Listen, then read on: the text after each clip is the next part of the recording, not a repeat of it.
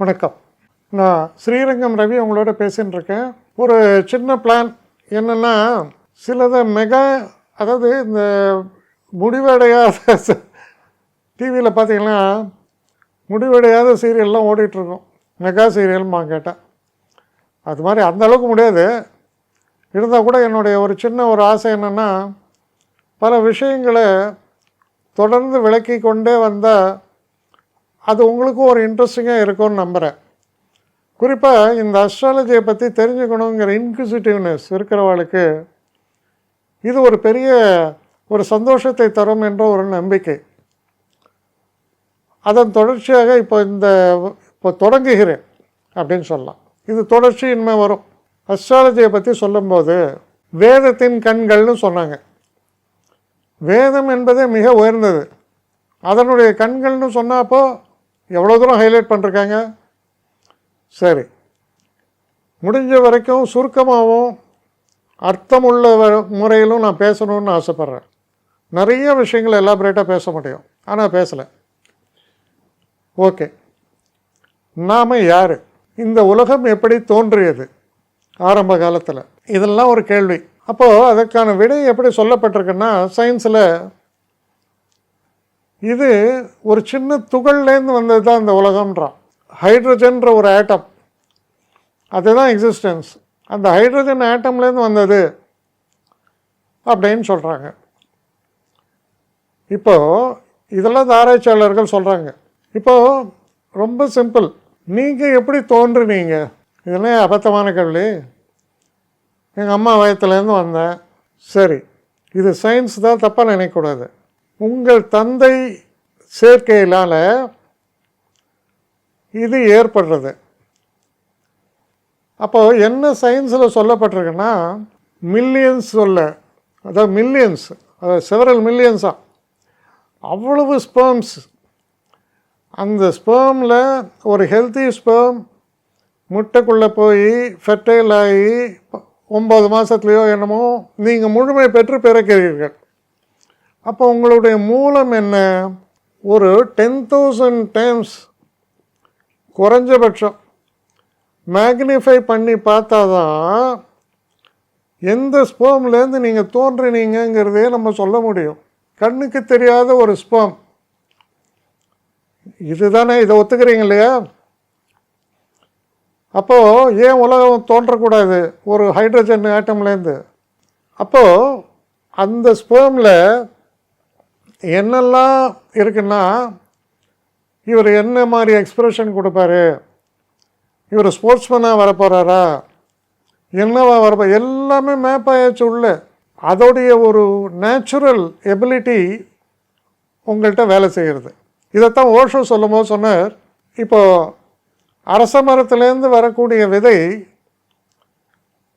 வேப்ப மரத்திலிருந்து வரக்கூடிய விதை, இப்படி ஒவ்வொரு மரத்துலேருந்தும் விதை வருது.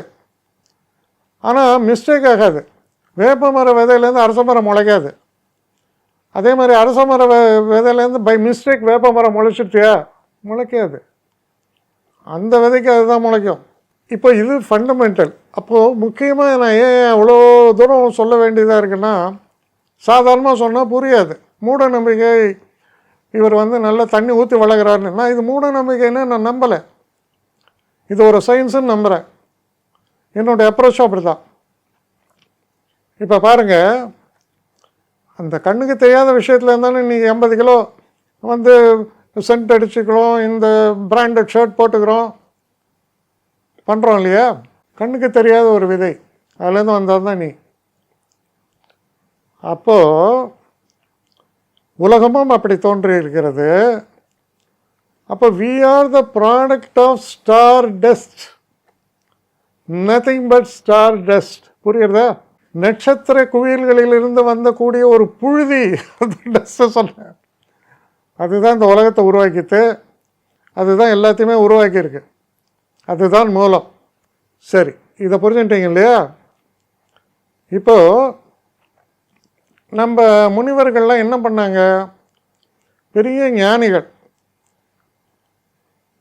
ஞானம் மிகுந்தவர்கள். ஞானம் மிகுந்தவர்கள்னால் நீங்கள் அவனை எப்படி பார்க்கணுன்னா, சயின்டிஸ்ட்டுன்னு பார்க்கணும். சயின்டிஸ்ட் அவனை ஞானின்னு சொல்லிட்டீங்க. சயின்டிஸ்ட்னால் வந்து இங்கே உட்காந்து லேபில் வந்து மைக்ரோஸ்கோப் வச்சா தான் சயின்டிஸ்டாக இல்லை.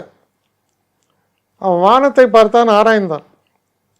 நட்சத்திரங்களை பற்றிய அறிவு ரொம்ப ஜாஸ்தியாக இருந்தது. எத்தனை நட்சத்திரங்கள், எத்தனை கூட்டங்கள், எல்லாத்த பற்றி அவங்களால சொல்ல முடியறது.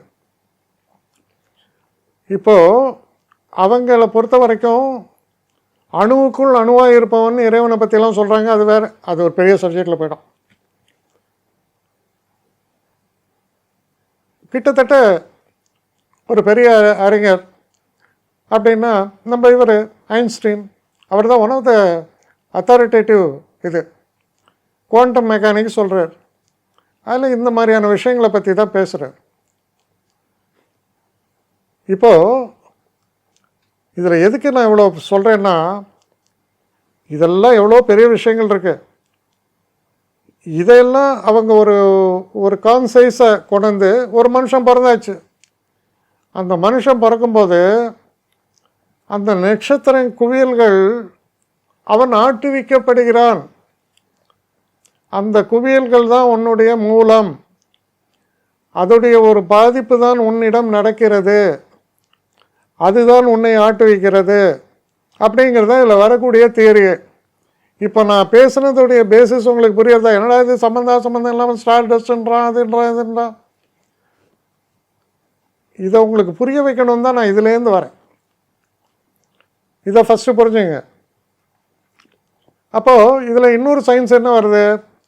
வாஸ்துன்றோம். இந்த வாஸ்து வர்றது வந்து எப்படின்னா, பஞ்சபூதங்கள் இதுக்கு அடிப்படையாக எடுத்துக்கிறோம். நிலம், நீர், காற்று, ஆகாயம், வானம் எல்லாமே இந்த பஞ்சபூதங்கள் சொல்கிறீங்க. இப்போது இந்த நட்சத்திரங்களை பொறுத்தவரையில் எப்படி அதை ஆக்ட் பண்ணுறதுன்னா, அந்த நட்சத்திரங்கள்லேருந்து வருவது ஒளி, லைட். இப்போது சூரியன்லேருந்து டெய்லி காலைல 8 நிமிஷத்தில் அவர் அனுப்பிச்சிடுறாரு அவரோட ஒளியை. நம்மளால் தாங்க முடியல. நல்ல வேலை மேலே ஓசோன் லேயர், அந்த லேயர், இந்த லேயர்லாம் இருக்கிறது கொண்டு நமக்கு ஏதோ சகிக்கிற அளவுக்கு இருக்குது. இந்த லேயர்லாம் மிஸ்ஸிங்னு வைங்க, நீங்கள் அப்படியே புஷ்ஷுன்னு இந்த பூத கண்ணாடி வச்சு இந்த சின்ன வயசில் பேப்பர்லாம் எரிப்போம். அந்த மாதிரி நீ உங்கள் கதை தான், உங்கள் கதை, என் கதை, எல்லார் கதையும் அதான். ஆனால் ஏதோ ப்ரொடெக்ஷன் லேயர்லாம் இருக்குது, அது வச்சுருக்கு. அப்போது அவ்வளோ கோடிக்கணக்கான மைல்கள் தூரத்திலிருந்து வரக்கூடிய அந்த சூரியனுடைய அந்த ஒளி தாக்கமே எவ்வளவு இருக்குது. அது கிட்டத்தட்ட நமக்கு தெரிஞ்சதான். நம்மளுடைய அந்த இதில் வரும்போது சனி கடைசியாக இருக்கிறது, சனி, அதுக்கப்புறம் ப்ளூட்டோ, இதெல்லாம் இருக்குது. சனி வரைக்கும் அது போய் தாக்கிறது அந்த லைட்டு. அதுபோல் பல light years, millions of light years சொல்லலாம், இருக்கக்கூடிய ஸ்டார்ஸ்லேருந்து வரக்கூடிய லைட்டும் உன்னை தாக்குகிறது. அது உனக்கு தெரியல, அவ்வளோதான். உன் மேலே எப்படி தாக்கம் இல்லாமல் இருக்குது? நிச்சயமாக தாக்குறது. சூரியனை விட ஒரு 100 மடங்கு பெரிய சூரியன்லாம் இருக்கடான்னு சொல்கிறான். எப்போவுமே சயின்ஸு சில விஷயங்களை சொல்ல அதை நம்ம இது கார்லேட் பண்ணி பார்க்கணும். ஏன்னா அவங்க என்ன சொன்னாங்க அப்படிங்கிறதுக்கு தியரியில் நமக்கு புரியல. அதை கார்லேட் பண்ணுங்கள். அப்போது ஒரு விஷயத்தை நீங்கள் ஒத்துக்கணும், we are nothing but star dust. ஒரே விஷயம் என்னென்னா, ஒரு ஃபார்மேட்டில் நம்ம இருக்கோம். நம்மளை மாதிரி வேரியஸ் ஃபார்மேட்ஸ் இருக்குது. வேறு ஃபார்மேட்டில் இருக்கிற இன்னொருத்த நம்ம சிங்கம்னு சொல்கிறோம், யானைன்னு சொல்கிறோம், வேறு ஃபார்மேட்டில் இருக்குது.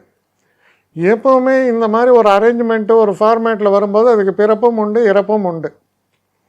ஆனால் அந்த ஆட்டம்ஸுக்கு பிறப்பும் இல்லை, இறப்பும் இல்லை. பிறப்பு இருந்திருக்கலாம் இப்போது, ஆனால் அது சொல்கிறோம், அதான் வந்து பிக் பேங்லாம் சொல்லுவோம். இறப்புன்றது இல்லை, தட் எக்ஸிஸ்ட் ஃபார் எவர். வெவ்வேறு ஃபார்முக்கு போகுமே தவிர அது எக்ஸிஸ்ட் ஆகும். அப்போது இதெல்லாம் விட்டுருவோம், இது அடிப்படை. அதனால் இது ஒரு முட்டாள்தனமான மூட நம்பிக்கை அப்படின்னு சொல்கிறவ ஐ லெஃப்ட் யுவர் கான்ஷியஸ். நீங்கள் அது டிசைட் பண்ணிக்கலாம். இது மூட நம்பிக்கையோ முட்டாள்தனமோ இல்லை, இட்ஸ் அப்சல்யூட் பியூர் சயின்ஸ். இது ஒரு ஃபிசிக்ஸ் ஸ்டூடெண்ட்ஸோ இல்லை ஒரு டெக்னாலஜி இதோ இல்லை ஒரு வானசாஸ்திரத்தை பற்றி படிக்கிறவங்களுக்கோ இது நிச்சயமாக புரியும். அப்போது we are the product of this stars. அப்போ நம்ம மேலே இந்த ஸ்டார்ஸ் ஆக்ட் பண்ணுமா, பண்ணாதா? ஆப்வியஸ் பண்ணும். எப்படி பண்ணாமல் இருக்க முடியும்? சரி, அதுக்கப்புறம் வருது தெய்வ நம்பிக்கை. அதெல்லாம் எனக்கு தெய்வத்து மேலே நம்பிக்கை இருக்குது இல்லை அதை பற்றி தெய்வத்துக்கு கவலையே கிடையாது.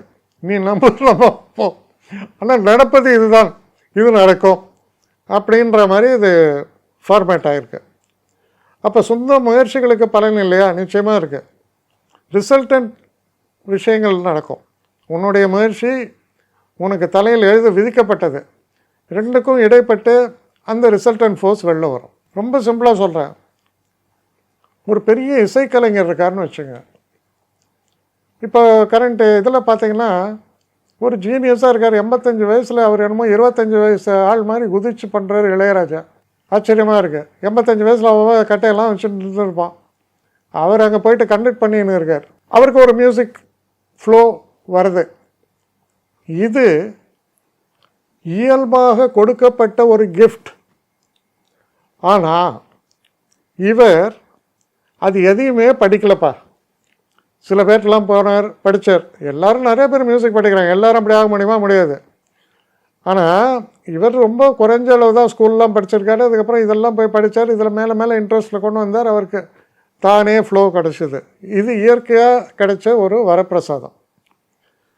அப்போது இதை ப்ராக்டிஸ் பண்ணி இதை நான் ஒருத்தட்டு போய் கற்றுக்கிறேன். நானும் வாசிப்பேன். இந்த ட்ரூப்பில் வேணா நான் வாசிக்கலாம். ஆனால் I can B A creator. இதுதான் வித்தியாசம். அதே இளையராஜா யார்ட்டுமே போய் படிக்கலப்பா. நிச்சயமாக அப்போ அவருக்கு இசை பற்றி இருக்கும். ஆனால் எங்கேயோ ஒரு மூலையில் உட்காந்து விதவிதமாக பாடின்னு இருப்பாராக இருக்கும். அவருக்கு பெருசாக ஒரு குரூப்பை வச்சு கண்டக்ட் பண்ணி அதுக்கு நோட்ஸ் எழுதி அதுக்கு படிப்பு தேவையாக இருக்குது. அப்போ இட்ஸ் அ காம்பினேஷன். இது இவர் முயற்சி, அது கடவுளால் கொடுக்கப்பட்டது. இரண்டும் மீட் அவுட் ஆகும்போது நீ பெரிய சக்ஸஸ்ஃபுல் மேனாகிற.